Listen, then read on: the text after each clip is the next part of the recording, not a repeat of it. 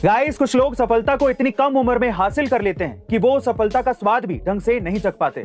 और ऐसा ही कुछ हुआ क्रिकेट के भगवान कहे जाने वाले सचिन तेंदुलकर के साथ। जी हां गाइस, महज 17 साल की उम्र में करियर की शुरुआत करने वाले मास्टर ब्लास्टर ने 1990 के दशक से ही अपना दबदबा बना लिया था और इंग्लैंड के खिलाफ अपना पहला शतक बनाकर वो सबकी नजरों में छा गए थे।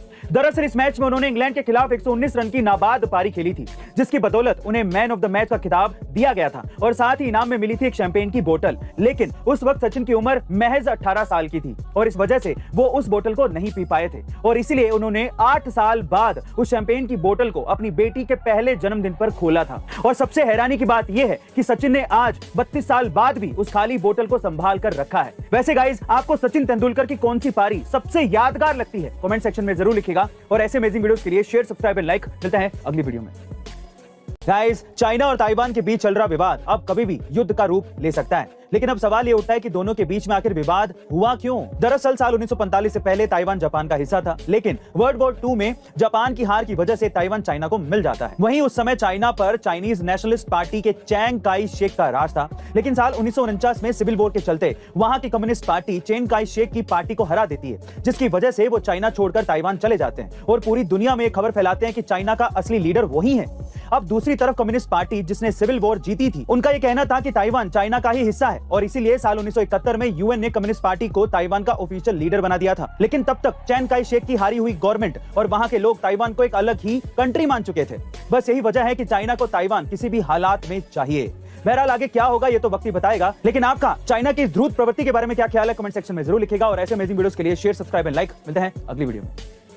गाइस, अटल बिहारी वाजपेयी जी एकमात्र ऐसे नॉन कांग्रेसी नेता थे जिन्होंने उस समय अपनी सरकार बनाई थी जब हर जगह कांग्रेस का दबदबा था। और सबसे हैरानी की बात यह थी कि उन्हें उस वक्त पूरी 24 पार्टियों से समर्थन मिला था, जिसे पता चलता है कि अटल बिहारी वाजपेयी जी में एक खास प्रतिभा थी जिसमें वो सबको साथ लेकर चलते थे। यहां तक कि कांग्रेस भी उनके हर फैसले में उनका समर्थन करती दिखती थी और इसकी सबसे बड़ी वजह यह थी कि वो सिर्फ सत्ता पाने के लिए प्रधानमंत्री नहीं बने थे, बल्कि एक ऐसे उद्देश्य के लिए प्रधानमंत्री बने थे जिसमें सिर्फ और सिर्फ देश का हित हो। और शायद इसीलिए उनकी सरकार पहली ऐसी नॉन कांग्रेसी सरकार थी जो पूरे 5 साल चली थी। वैसे गाइज, आपको अटल बिहारी वाजपेयी जी की कौन सी ऐसी बात है जो सबसे अच्छी लगती है? कमेंट सेक्शन में जरूर लिखिएगा और ऐसे अमेजिंग वीडियोस के लिए शेयर, सब्सक्राइब एंड लाइक। मिलते हैं अगली वीडियो में।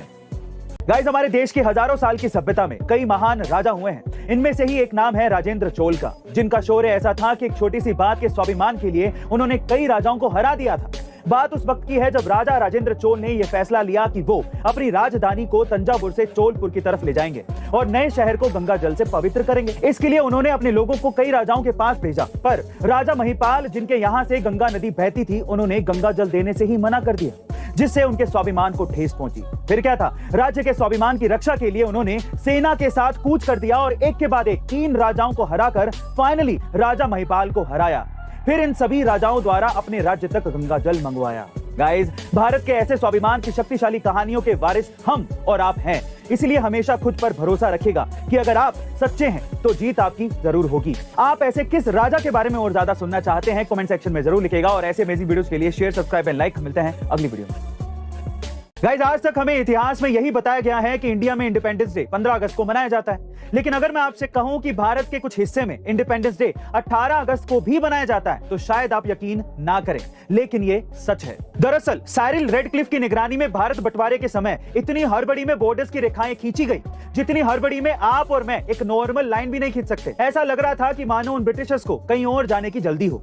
बस इस जल्दबाजी के चक्कर में हुआ ये कि बंगाल के कुछ जिले जैसे कि मालदा, मुर्शिदाबाद और नाडिया, ईस्ट पाकिस्तान जो आज बांग्लादेश में है, इन सभी को बॉर्डर्स में शामिल कर लिया गया। लेकिन वहां के लोगों और रिप्रेजेंटेटिव के विरोध के बाद फाइनली 17 अगस्त की रात को इनमें करेक्शन करके रिवाइज्ड मैप जारी किया गया और तब से यहाँ के कई क्षेत्रों में 18 अगस्त को independence day, India inclusion day के रूप में मनाया जाता है। वैसे गाइस, क्या आप इससे पहले तक इस इंटरेस्टिंग फैक्ट को जानते थे? और अगर नहीं तो कमेंट सेक्शन में जरूर लिखेगा और ऐसे अमेजिंग वीडियोस के लिए A2 मोटिवेशन चैनल को सब्सक्राइब जरूर कर लीजिएगा। मिलते हैं अगली वीडियो में।